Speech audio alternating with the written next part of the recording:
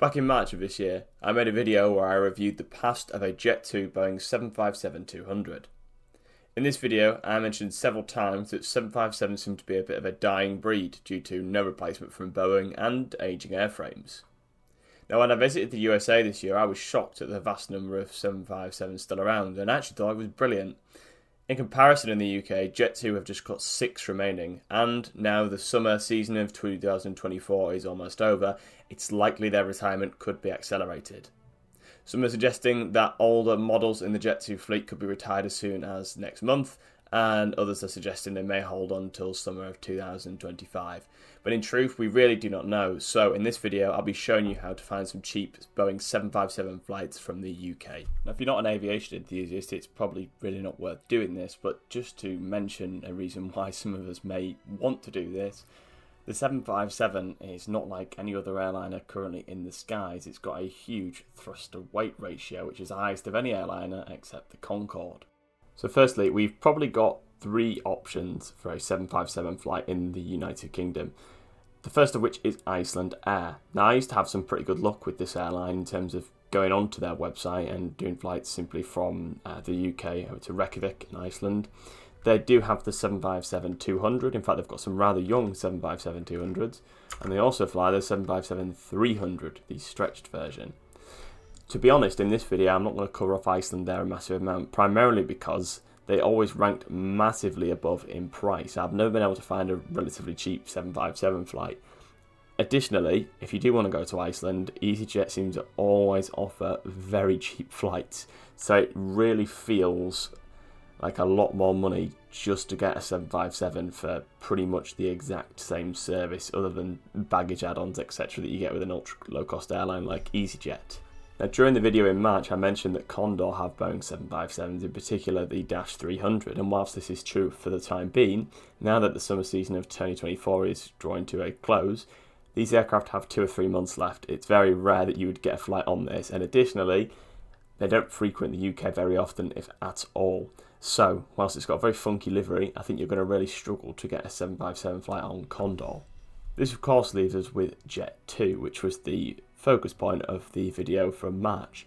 Now, as you can see here, they've got a fleet of over 127 aircraft.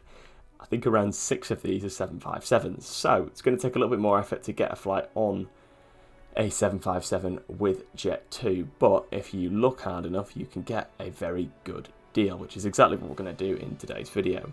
Now, the issue is, even if a 757 is rostered to fly that particular route on that day and the seat map confirms it, the equipment can still change. It can change for a number of reasons, and any aviation enthusiast will tell you that, and probably anyone at Jet2 will also tell you that. So there's always a risk involved here, and sadly it's just part and parcel of chasing down airframes that have been retired at this rate. Okay, so what many of you may do is go straight onto Jet2's website to actually use their holiday finder. Now, personally, I don't like to do this because I find that Jet2, being a slightly more full-service airline than an airline such as Ryanair or EasyJet, have a slightly more inflated price on the return leg of the segment. And if you're trying to fly this route simply to catch a 757, it's probably not worth doing a full Jet2 holiday, unless of course you can find a Jet2 holidays deal where there is a 757 in service for that route. Then that's fair enough if you're lucky. I know people that have got absolutely zero interest in aviation and have got zero interest on the airframe that they fly on to go on holiday. As long as it gets them there, they couldn't care less, and they ended up with a 757-200. So what I'm going to suggest for you is to use either Google Flights or Skyscanner. In this video, we're going to use Google Flights, and I would also recommend an incognito window. If you're someone like me who regularly searches flights and indeed holidays just to look for that sweet deal, an incognito window is going to not report on those cookies that you've previously been searching for flights, and you could potentially get a better deal. To be honest, I don't see a massive amount of difference anymore. I think it's a little bit of an urban myth, but just for the sake of it, we'll use incognito mode. Nowadays, all of Jet2's 757 fleet are based at Manchester. Now, there's been some occasions this year that 75s have been rerouted to either Leeds or Newcastle to perform flights in the way of other aircraft, such as the 737 that have gone tech. But yeah, that's a very rare chance of that happening. So I would absolutely say that we select Manchester Airport. And then it's a case of finding out where these aircraft fly to. Now, my suggestion would perhaps be to look on Flight Radar and see where the airframes have been. Now, I've got a bit of a list of typical locations that these aircraft go to. In my experience, I've found that these aircraft typically fly on the weekends, as they're the most popular days to fly for Jet2. Remember that the 757 has got the largest passenger capacity in the fleet, apart from the least Airbus A330 from Jet2. So, we typically find the 757 flights on the weekend, and to be honest, it's usually the most expensive one. I'm not entirely sure why that's the case. So what I've done here is I've done exactly what I've said. I've actually opened up Flight Radar and I've actually gone ahead to one of Jet2's airframes. That's Alpha India, which is currently the oldest 757 in the Jet2 fleet.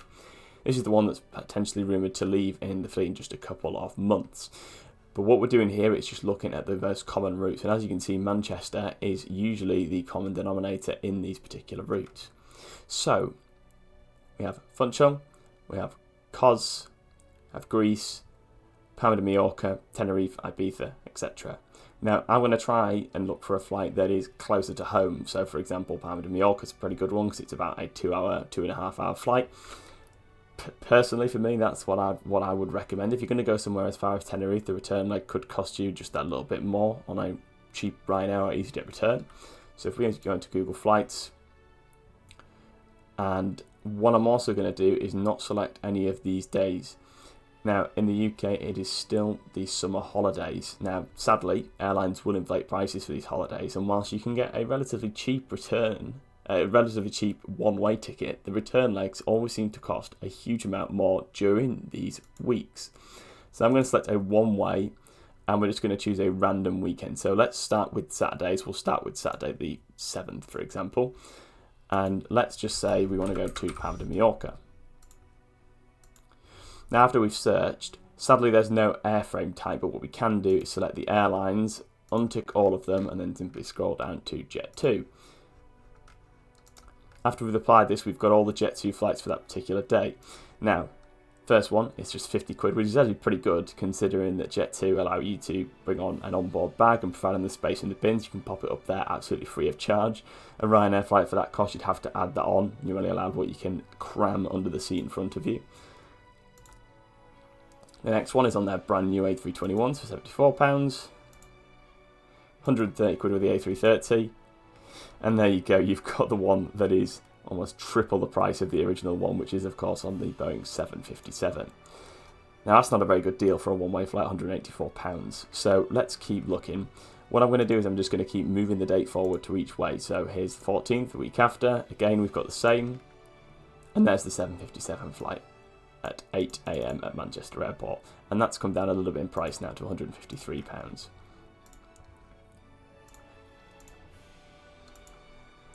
It looks like this week there potentially isn't a 7. Oh no, there is. And there you go, £110. So it's come down even more in price.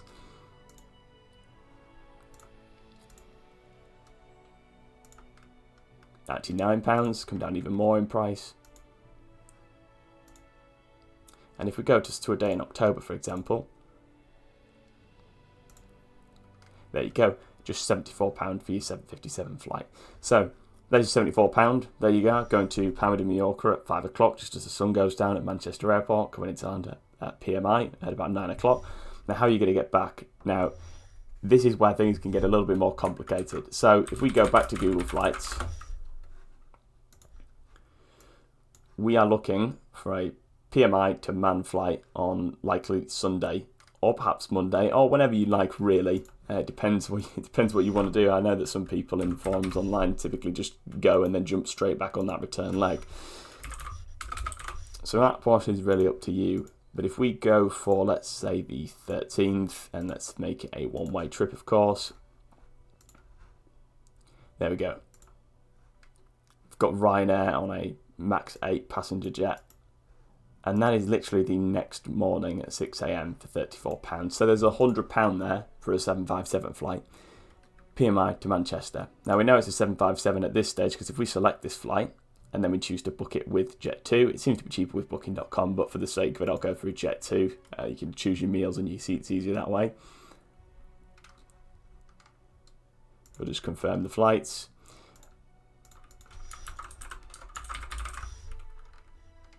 And we'll chuck that voucher on there as well. We won't obviously add any baggage for this particular flight.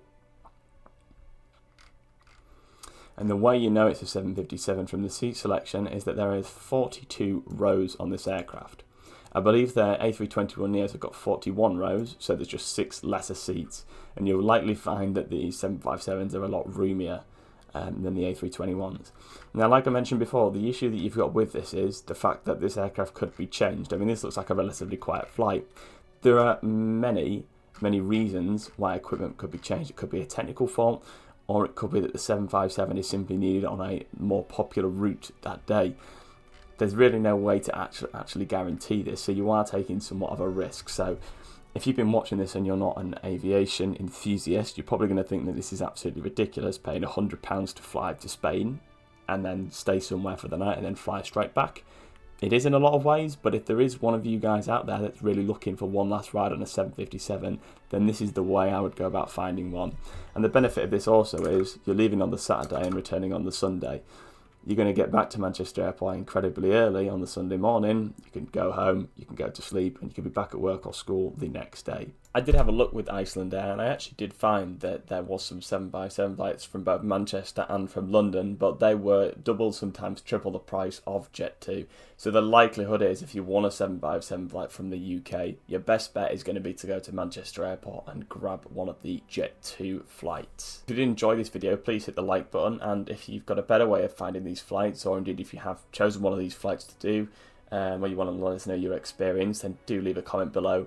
Just to let you know, this is very different to our standard form of video. Our videos are typically in flight simulators and they're a lot more edited than this one, but I just wanted to throw this out there just while we actually can still get 757 flights in the United Kingdom. So yeah, thanks for watching guys, and I hope you all have a lovely day.